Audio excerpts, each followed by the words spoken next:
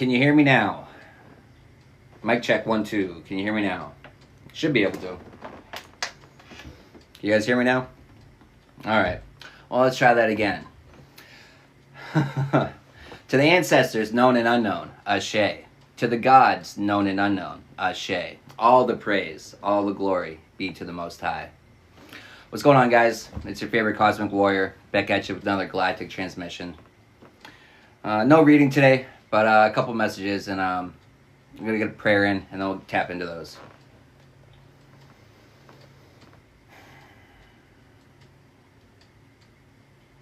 Spirit, thank you for coming through. Thank you for guiding and protecting this message. Thank you for removing any negative energy from the area.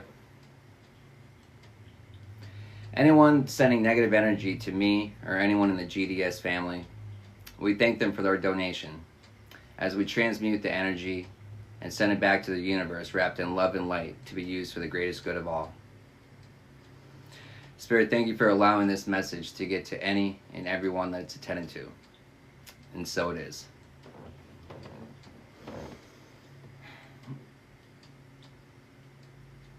So many thoughts going through my mind. You know, the mic I had to reset up. You know, I spent 3 hours the other day trying to get this this piece of equipment working so I could try to, you know, enhance my videos, try to make it better. But I spent 3 hours doing it after work, and you know, I was drained after that, so I didn't do a reading. And then the day after that, you know, I had to work on myself. You know, looking at, you know, messages from people, you know, asking if I got banned, and then watching some of the videos that I edit, wondering how I got away with that one, right? It's kind of like, I'm getting better at it, getting better, you know, it's a game, you know, I can get my message across without, you know, but I have to dim myself down sometimes, so whatever, I'll get the message across. But it's, you know, I'm a one-man army, you know, I'm not always, I give thanks and I'm grateful that I have all the skills I need, that I can be whatever I need to be. Everything. I'm a one-man army. You know, but it takes a lot to keep everything up and running. And it's a lot of time, a lot of effort, a lot of energy. And sometimes I give too much of myself.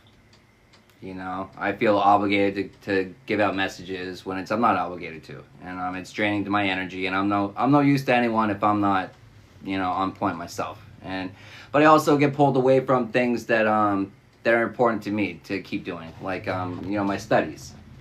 And today I got back into reading the Gnostic Gospel, and today I was reading from the Apocryphy of John.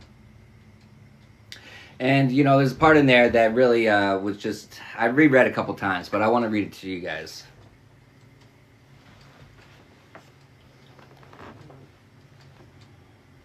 So this is talking about the creation, right? This is talking about the creation. And this is the unremoved part from the Bible.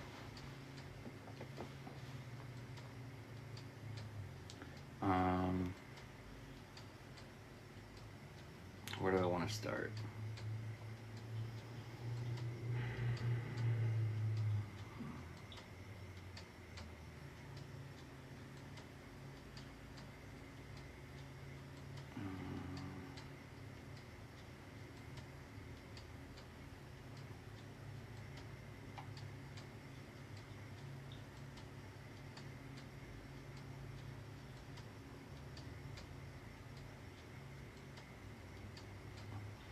I want to start that.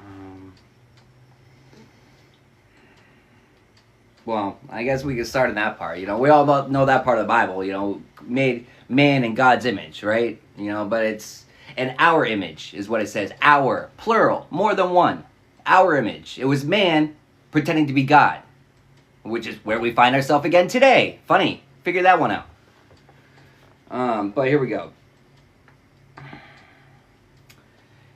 And Yaldabaoth said to his authorities, "Let us make a man in the likeness of that form we've seen, so that his light might reflect back upon us." So each of the rulers contributed to this creation, pooling together aspects of their borrowed power. Each one added a trait, a force, a psychic element, shaped according to the impression they had seen in that heavenly reflection. Together, the rulers of the lower realms set out to craft a human figure, one made of matter, fashioned in imitation of the true person of light. We shall call him Adam, they declared, so that by invoking the sacred name, we might draw from the brilliance of higher realms. The 7 dominant forces each took responsibility for a different aspect of the inner self. One formed the framework of bone, another wove the cords of muscle. One gave shape to the softness of flesh, another breathed life into the marrow.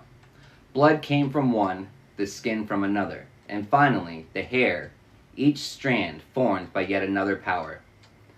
From these primary forces, lesser beings, spiritual agents of the lower domains, gathered materials and began to construct the human form.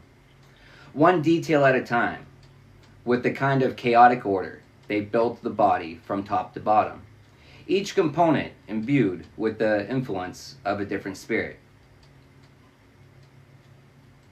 The skull, the mind, the eyes, the ears, each was molded by a different hand, as if assembled by a divine workshop where no part stood alone.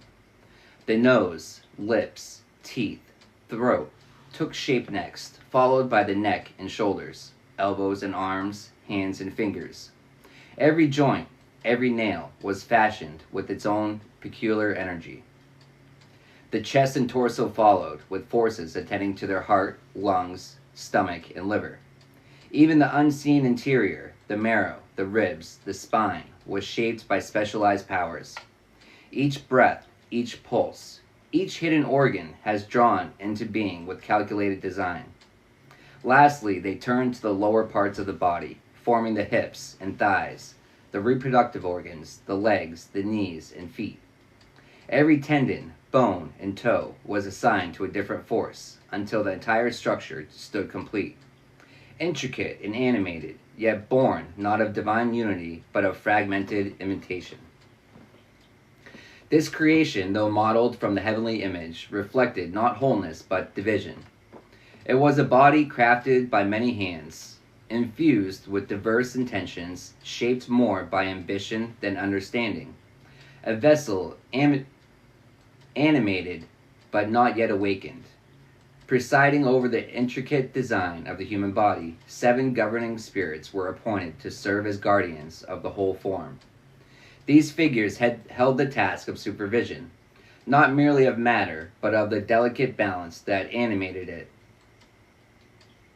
They were the regulators of human emotion, structure, charged with ensuring its internal cohesion and vitality. Beyond these central overseers, many other spiritual forces took on more specific roles. Each region of the body fell under the care of a distinct power, like stewards tending to the sacred territories. The head, source of thought and perception, was watched over by a guiding presence.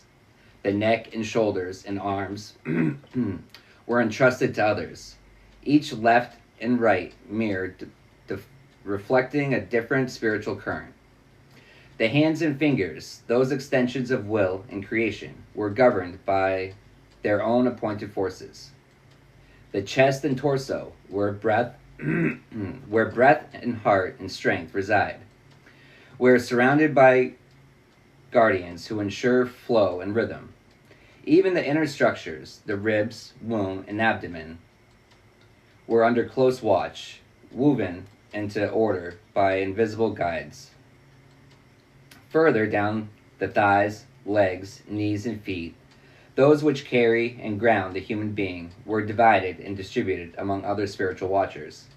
Each limb, each joint, each toe had its attendant spirit, marking the body as a landscape populated with sacred presence. Above all, these individual attendants stood 7 higher powers, being of immense authority and brilliance. They watched not over parts, but over the whole. From above, they harmonized the multitude of forces acting within the human frame. These 7 ensured that each element performed in unity, keeping the complex vessel of humanity in rhythm with its intended purpose. Together, this vast spiritual hierarchy formed an an invincible architecture beyond the physical body, an intricate collaboration of powers that shaped, filled, and governed what is meant to be human in form, if not yet in fulfillment.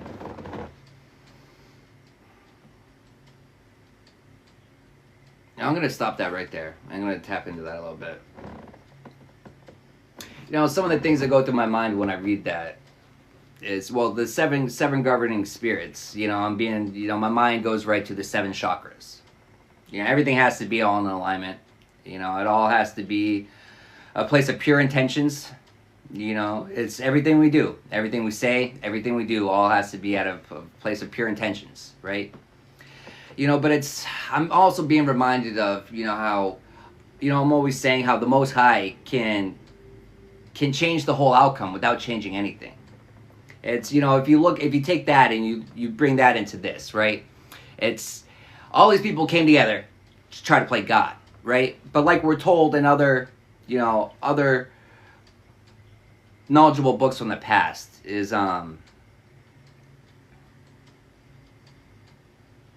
is how they create us, right? They spent all this time putting everything together to work perfectly, right? But they were missing one part. They were trying to play God. It's, you know, the Most High. They're missing the crucial ingredient.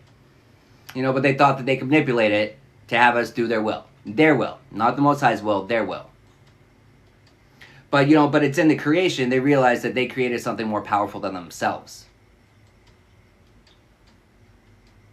And then upon realizing that, it's been a constant flow of trying to disconnect us.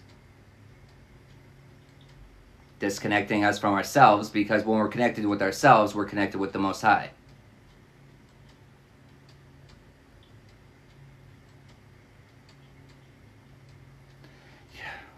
You know, everything's made to disconnect us. Everything's made to disconnect us. It's, you know, I'm being reminded of, I want to say this out, I gotta watch what I say.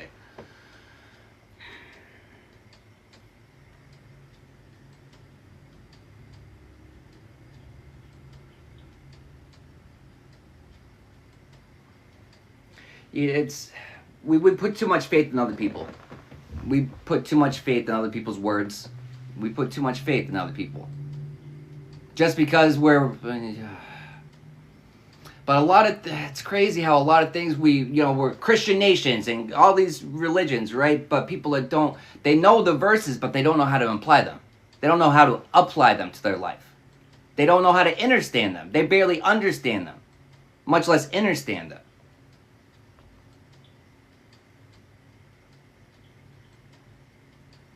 You know, it's figurative. It's not literal.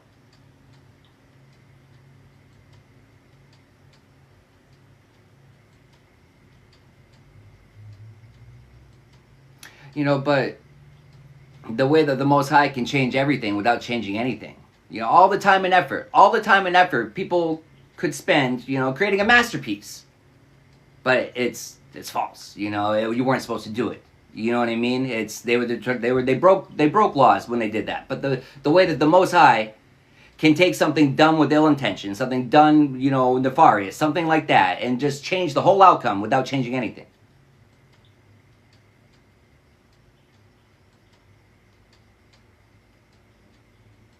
You know, but then free will comes in. You can't force anyone to see the truth. You can't force anyone to do the right thing. You can't force anyone to believe anything they're not ready to believe in. But it's beliefs. You know, people only believe in what they do not know. And once you find knowings, beliefs, you can keep your beliefs. You can keep those. You can keep believing these. I stand on fucking knowings.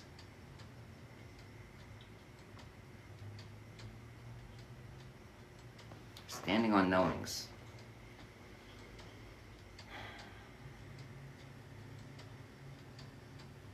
You know, but I don't put labels on things. I know to remove labels. I know to remove every label that society has put on things. I know to remove any label that religion has put on anything. All those labels need to be removed, and you need to make your own evaluation. You need to do your own research. You need to make your own mind up. And stop believing in man, other men. Believe in yourself, the God in you, the I am that resides in each and every one of us, the divine flame, the eternal flame. There is no life without it. You know, the spark, you know, when the sperm goes into the egg, a spark happens. They can't explain. It's the divine light coming in. It's life coming in.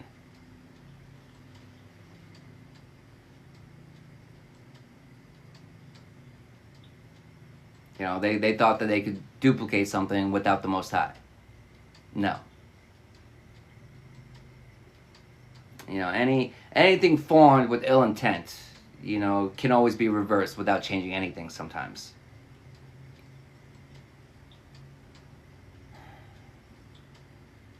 You know, but we live in a society all built on deceit, built on lies. Everything we've been taught, lies.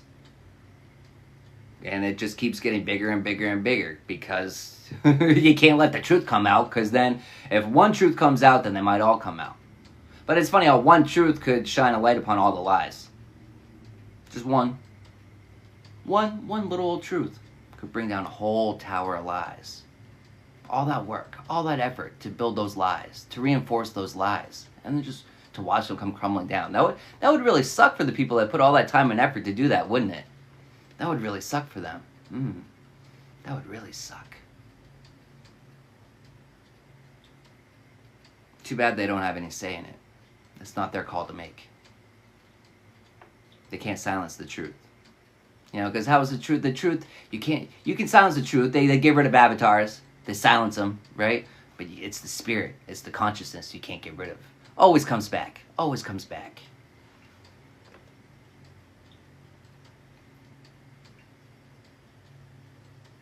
You know, warrior spirits. There's probably a warrior spirit in you, just waiting to be awakened. Waiting for you to start looking through your real eye, your first eye. Stop looking through your worldly eyes, eating all the propaganda, all the poison spoon-fed to you, and then begging for more of it. But once you get a taste of the truth, you start spitting out that propaganda. It's like, what the fuck is that? Like you catch that sniff of it, and it smells like a dump.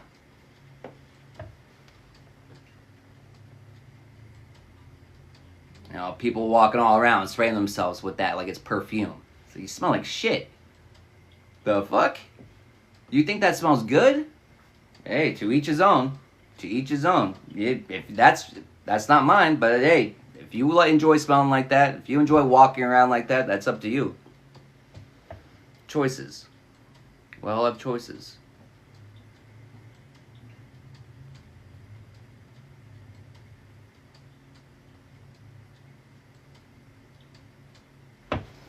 What time we got?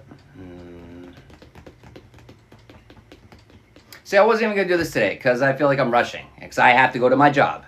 But it's like I don't like feeling rushed. But there's messages that need to come out.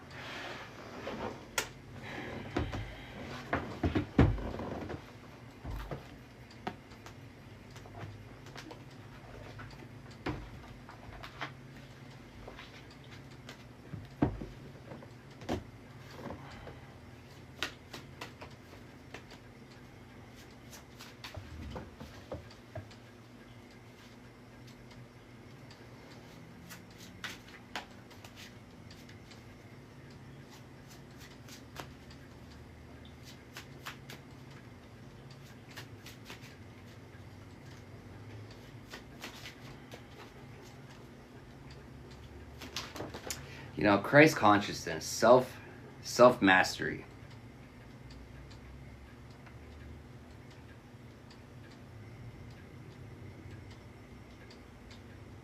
Fucking modern spirits. Self-mastery. You know, sisterhood. You know, sitting around the fire.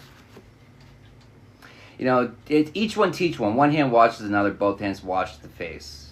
You know, it's sitting around talking with others about, you know, the demons that we've slayed, the battles that we've fought, how we achieved it. What worked for us, what didn't work for us. You know, it's just like, you know, finding things that you like. And sometimes you never know what you like, you just find things that you don't like. But it's through finding the things that you don't like and making note of it that you can automatically eliminate things. But also at the same time, just because one thing didn't work for someone else doesn't mean it's not going to work for you. Maybe the way that they did it's going to spark a new way of thinking. Maybe you just needed that idea, and then you take that idea, then you take all the tools that you have in your tool belt from your own personal experiences, and then you're able to combine them into a plan that will work for you. There's no one plan for everyone. There's no one set way that works for everyone. It's because we've all had different trials. We've all had different. It's you have to make it work for you. But there's a lot of similarities. There's a lot of things that can help each other. It's a lot of things that we can do to help each other. But the trailblazers, the ones that set forth on a path that, well, shit, was there even a path there? No. There was though. There were paths, but they wiped away all the tracks because they don't want us to find it. But guess what? They're internal paths. They're internal. You can't get rid of that. There's always a way back when you seek it inward, when you stop looking outward. The tracks aren't seen through these eyes. It's the results of the path are seen through these ones. But when you're forging that path, you're looking through your first eye. You're following your first eye. You're following your internal compass. Of course, there's one eye fucking covered on that card. What card is that? Discernment. Discernment. To know the truth from the false.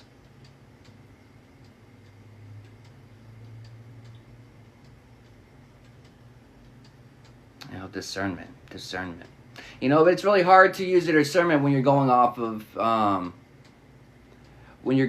man's rules, man's laws.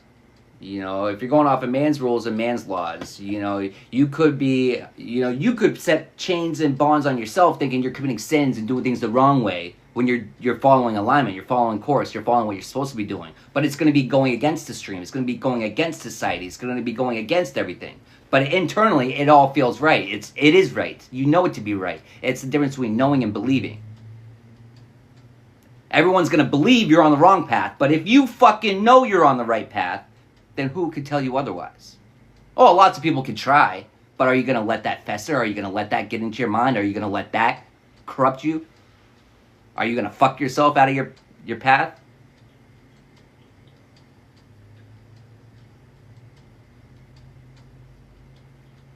But it's also 43, which breaks down to 7, which is divine. Divine discernment, truth and clarity, leaning not on my own understanding.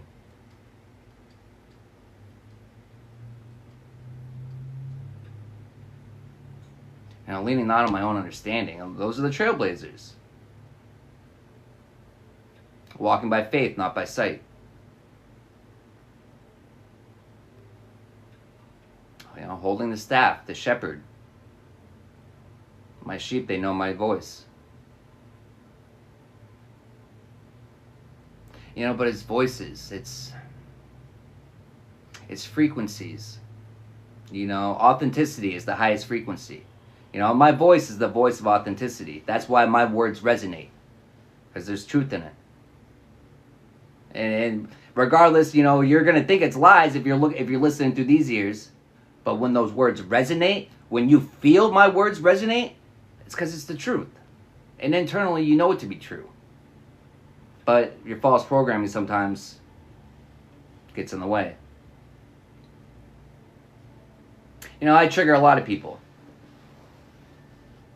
It's not always intentionally. It's just by speaking, just by saying what I'm led to say.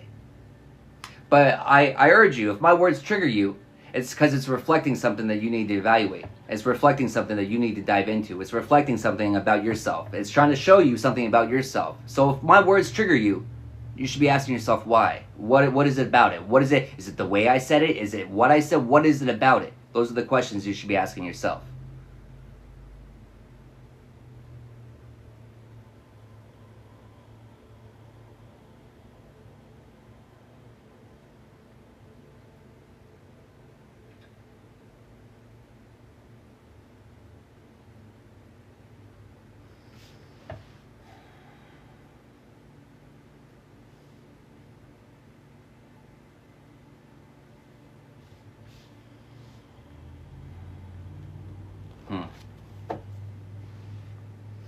You know, it's interesting too, you know, in our darkest hours. God, look at that too. In our darkest hours. Oh, well, that's a chalice. But it looked like a time glass for a second. Well, in our darkest hours, the time glass seems to stay still. I'm like, is it even fucking moving?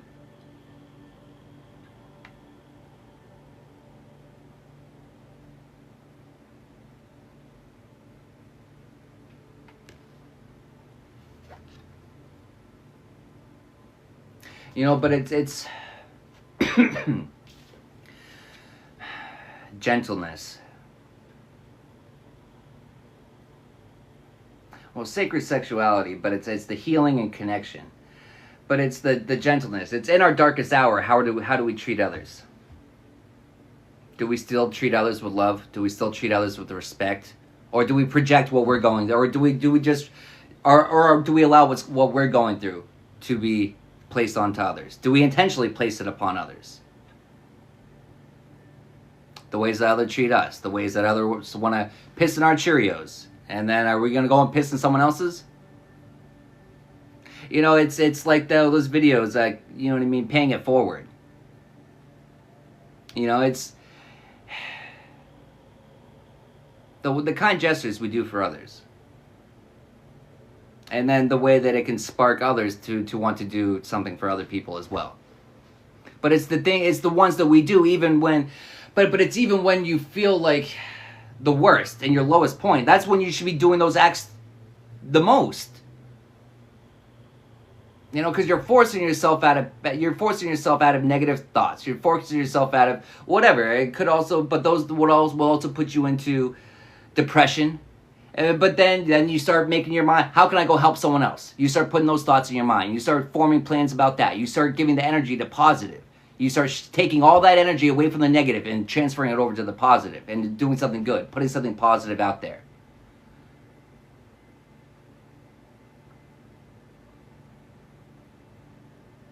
You know, it's very underestimated, the power of the tongue.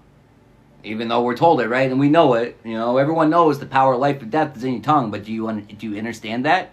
Or do you just understand it? Do you put that into action? Do you speak life into other people? Even when you're at your lowest? Or do you continue, or do you, just because death was spoken upon you, do you speak death upon others? Or do you say, nah, you're not going to affect me with your toxicity. I just have to transmute that shit, but I don't have to pass that on to anyone else.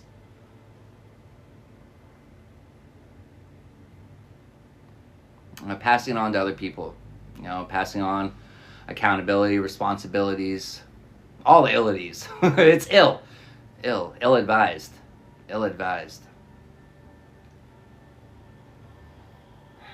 You know, but the sacred flames, it's, you know, we think that we can get ours, you know, you don't get yourself out of the flame by throwing someone else into it. What if you're throwing yourself into a bigger flame doing that? What if? You know, but some people think like that. Some people think instead of trying to put out their fires, they're like, who can I pull in here and exchange with? Oh, I'm sitting in a fire that I keep fueling. Oh no, what am I going to do? And then instead of stop fueling it, instead of trying to put out their own fires, someone reaches the hand out to them, they grab their hand, and they pull them in, and they get the fuck out of there. And then what do? Then they create another fire right here. Because that's all they do. They don't put out their fires. And so they spread fires everywhere they go.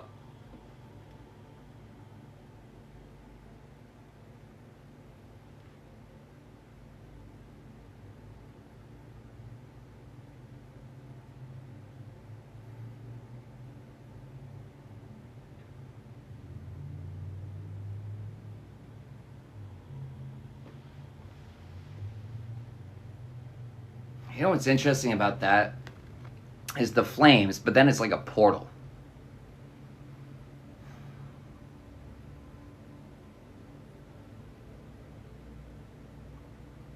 But it's a portal you can escape while you're in the flames. You know, it's the calm you can find in the storm.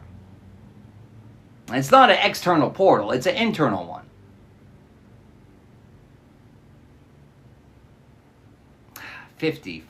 Change. It's a change of mindset.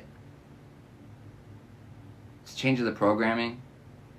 It's overriding the programming, because the programming is, especially the false and old programming, it's always going to want to come back. It's always going to want to resurface. It's always going to want to see if you want to go back to this or if you like that update.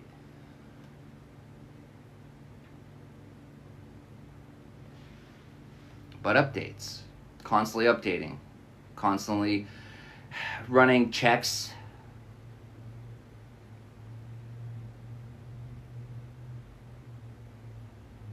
You know, the viruses, making sure our thoughts, our words, they're not infecting us like a virus.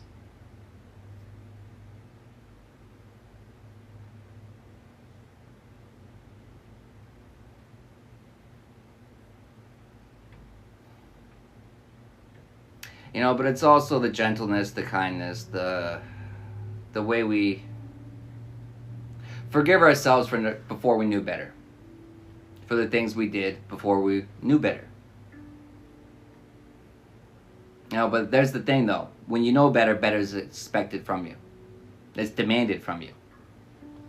When you know better and you don't choose better, you normally get those consequences a lot quicker. And they're not normally confirmation a lot greater.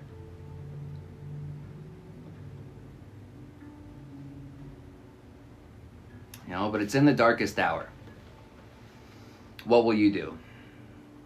What choices will you make?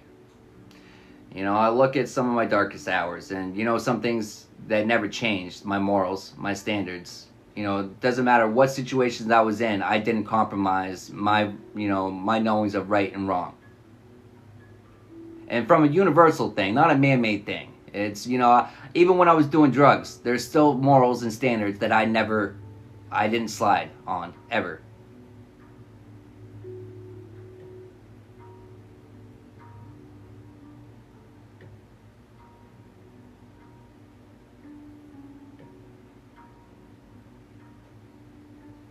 What choices do you make in your darkest hour?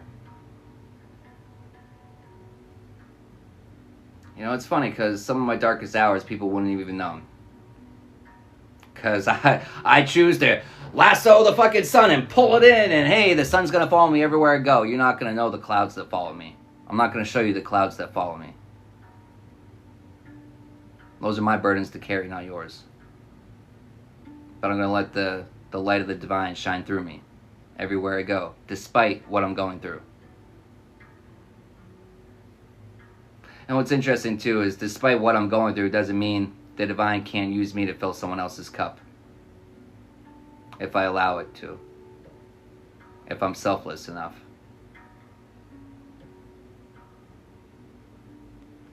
If we're selfless enough. But it's a fine balance of selfishness and selflessness.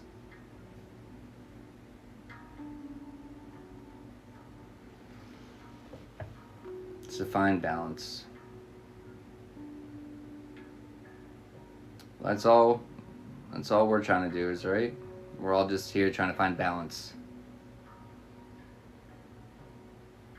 You know, but in our darkest hours, you know, we should always be responding softly, gently.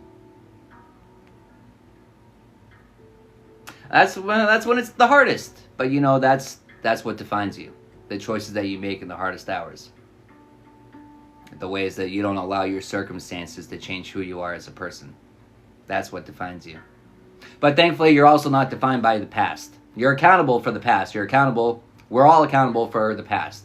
But we're not defined by the past. We're defined by the choices and decisions that we make right here, right now. Thankfully.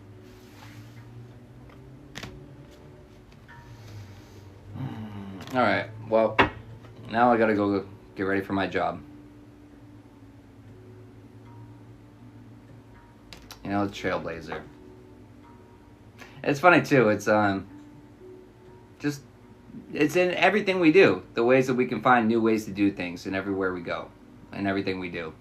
Yeah, but it's everything we've learned. It's everything that we've gained. It's all the experiences, all the knowledge, everything we've gained through everything that we can, you know, we can take and we can apply and we can use for other things.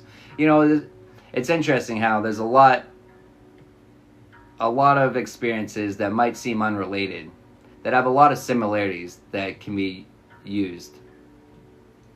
If you know, but it takes a conscious mind. It takes a wandering mind. It takes a curious mind, you know. But you sit there and you just think about things, and but that's meditation, right? And then, but then that's when you get thoughts that aren't just yours. Well, technically, all the thoughts aren't always just yours, I guess.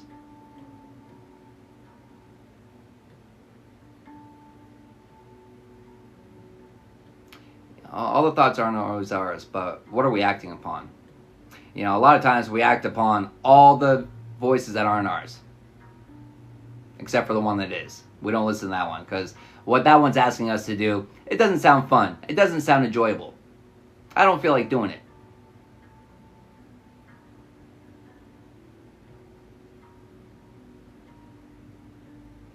Speaking of don't feel like doing things. But, alright. Thanks for tapping in. Thanks for all your likes, your shares. And, yeah, until next time.